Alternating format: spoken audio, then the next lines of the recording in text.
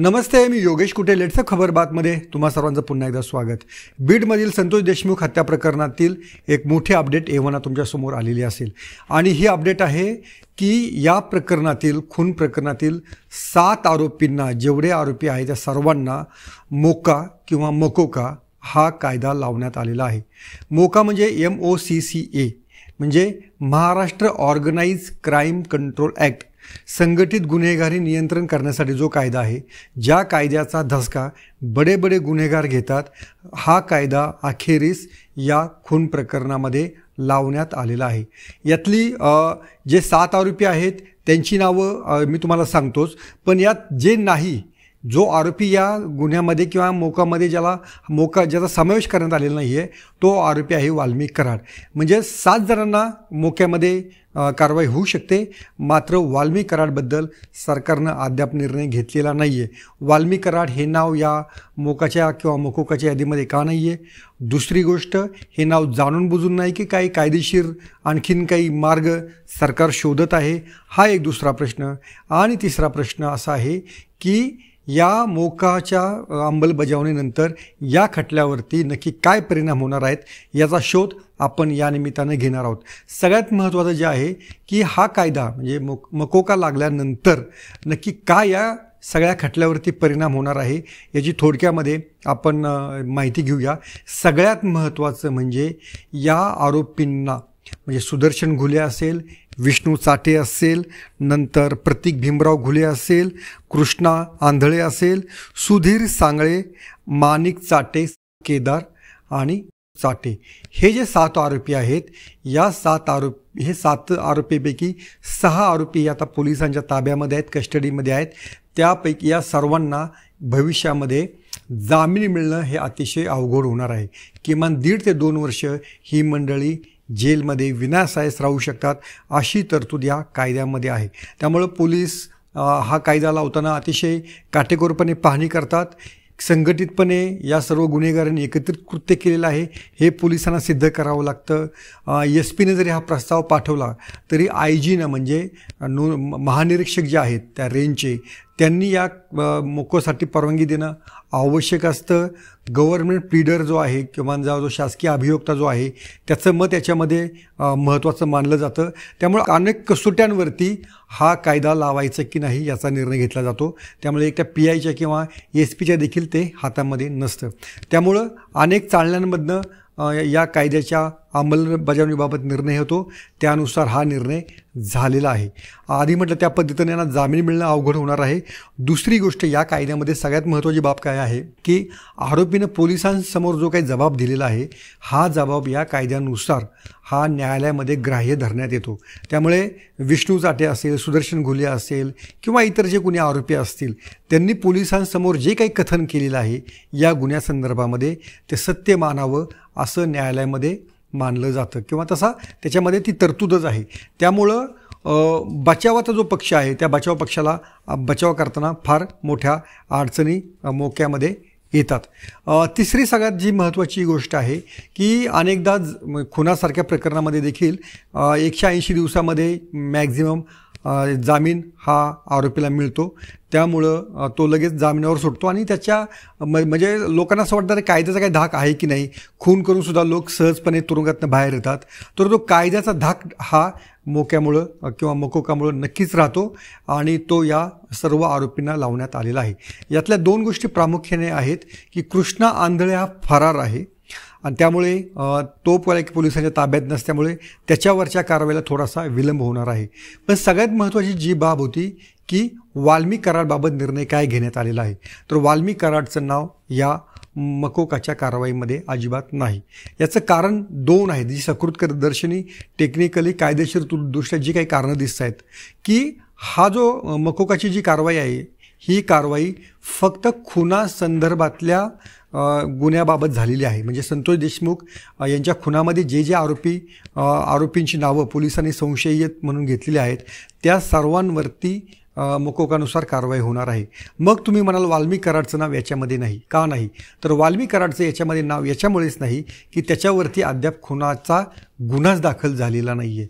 14 जानेवारीला त्याची पोलीस कोठडी संपेल आणि जेव्हा पोलीस नव्यानं कोठडीसाठी मागणी करतील तेव्हा वाल्मिक कराडचा सहभाग प्रत्यक्ष खुनामध्ये आहे की नाही याचा उलगडा झाल्यानंतरच वाल्मिक कराडवरती मकोकाची कारवाई होऊ शकते. त्यामुळं आता तरी वाल्मिक कराडला सध्या जे रुटीन जो खंडणीचा गुन्हा आहे त्याच्या अंतर्गतच पोलिसांनी ताब्यात ठेवलेला आहे आणि त्याच्यावर 14 दिवसांची त्याच्यासाठी पोलीस कोठडी आहे. आता याच्यातनं 2-3 गोष्टी होतात की खरोखरीच पोलिसांना वाल्मिक कराड हा अप्रत्यक्षरित्या किंवा अप्रत्यक्षरित्या खुनाच्या गुन्ह्यामध्ये सापडला आहे की नाही किंवा त्याबाबत खात्री नाही. त्यामुळेच वाल्मिक कराड अजूनही या कठोर आणि कडक अशा कारवाईपासून लांब आहे. जर तो या कारवाईमध्ये आला नाही मकोकाच्या तर त्याचा जामीन हा पुढच्या काही दिवसांमध्ये होऊ शकतो आणि ती पोलिसांसाठी आणि सरकारसाठी देखील नामुष्कीची बाब असू शकते. बरं, वाल्मिक कराड जरी खंडणीच्या गुन्ह्यामध्ये असेल तरी त्याच्यावर मोका लावणं सोपं होतं पोलिसांसाठी, कारण या मकोकामध्ये अशी तरतूद आहे की आरोपींवरती आधी किमान 2 गुन्हे हवेत तरच ती कारवाई सुरू करता येते आणि वाल्मिक कराडवरती असे 11 गुन्हे आहेत. त्यातील जवळपास 7 ते 8 गुन्ह्यांमध्ये तो निर्दोष सुटलेला देखील आहे, पण 4 गुन्ह्यांचा खटल्यांचा निकाल अजून प्रलंबित आहे. त्यामुळं एक तर त्याची जी हिस्ट्री ही अशी गुन्हेगारीची आहे हे पोलिसांना सहजपणे मांडता आलं असतं. पण मला वाटतं अजूनही पोलीस ते धाडस किंवा त्याबाबत पोलिसांचे हात कायदेशीरदृष्ट्या देखील अडकले असू शकतात. आपण त्याबाबत राजकीय लगेच बोलायला नको, पण सध्या तरी पोलिसांनी तातडीनं कारवाई करण्याचं निर्णय काही अजून घेतलेला दिसत नाही आहेत. अर्थात याबाबतची घोषणा विधिमंडळाच्या अधिवेशनामध्ये देवेंद्र फडणवीस यांनी केलेली होती की या सर्व आरोपींना कठोर कारवाई करणार, त्यांना मकोकामध्ये आतमध्ये घेणार. मग वाल्मिक कराड हा जर सगळ्या प्रकरणाचा सूत्रधार असेल तर तो असा सहजपणे सुटणं हे सरकारसाठी मोठी नामुष्की ठरू शकतं.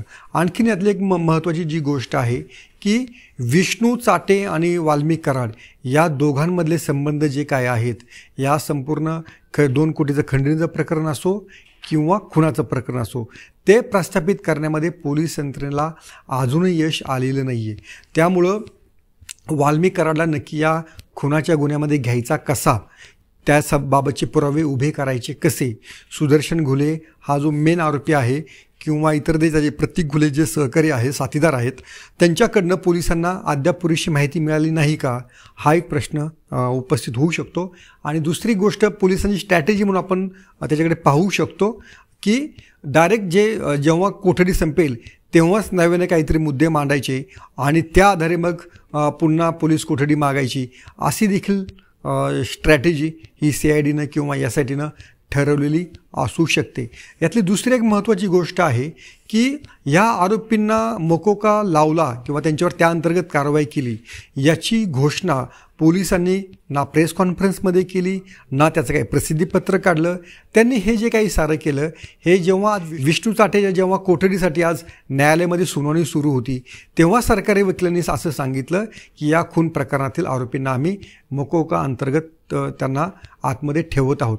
खरं तर इतका मोठा निर्णय होता आणि इतका धोरणात्मक निर्णय होता, जनमानसावर त्याचा प्रभाव पडणारा असा हा निर्णय होता, पण ती माहिती देखील सरकार उघडपणे सांगत नाही, त्याबाबतचे खुलासे मीडियाला करत नाही किंवा त्याबाबतचे प्रश्न देखील विचारून दिले जात नाहीत.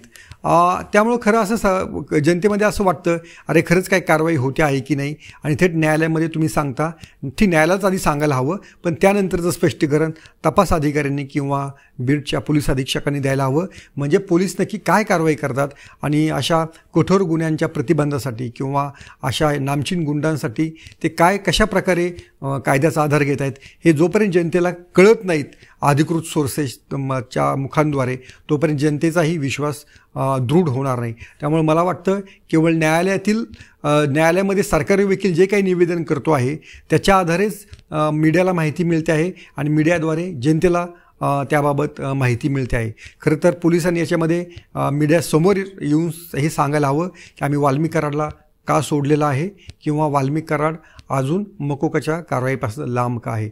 पण आत्ता जे आपण पोलिसांशी किंवा वकिलांशी बोलल्यानंतर जे काय ॲनालिसिस आपल्या लक्षात आलेलं आहे त्यानुसार जेव्हा वाल्मिक कराडवरती खुनाचा गुन्हा दाखल होईल, संतोष देशमुख यांच्या खुनाचा गुन्हा दाखल होईल, तोपर्यंत वाल्मिक कराडवरती मोकोका दाखल होणार नाही. याचा अर्थ पोलिसांवर राजकीय दबाव नाहीच असं पण आपण म्हणू शकणार नाही. राजकीय दबावावर पोलिसांवर होताच, त्यामुळेच हे आरोपी पकडायला पोलिसांना उशीर झाला. त्यामुळे हे एकच कारण, टेक्निकल कारणच वाल्मिक कराडला मोकोकापासून वाचवतं असं म्हणणे धाडसाचं ठरू शकेल. राजकीय दबाव पण असू शकेल. पण मला वाटतं विष्णू चाटे जेव्हा घडाघडा बोलेल, सुदर्शन घोलेची माहिती जेव्हा पोलीस न्यायालयाला सादर करतील, तेव्हा नक्कीच वाल्मिक कराड या मकोकापासून लांब राहणार नाही. पण सध्या तरी काही दिवसांसाठी त्याला दिलासा मिळाला आहे एवढं नक्कीच. आणि ही बाब काही पोलिसांसाठी फारशी भूषणावह नाही हे देखील तेवढंच नक्की. तर तुम्हाला हा व्हिडिओ कसा वाटला ते आवर्जून सांगा आणि लेट्सअप फॉलो करायला विसरू नका. पाहत राहा लेट्सअप मराठी.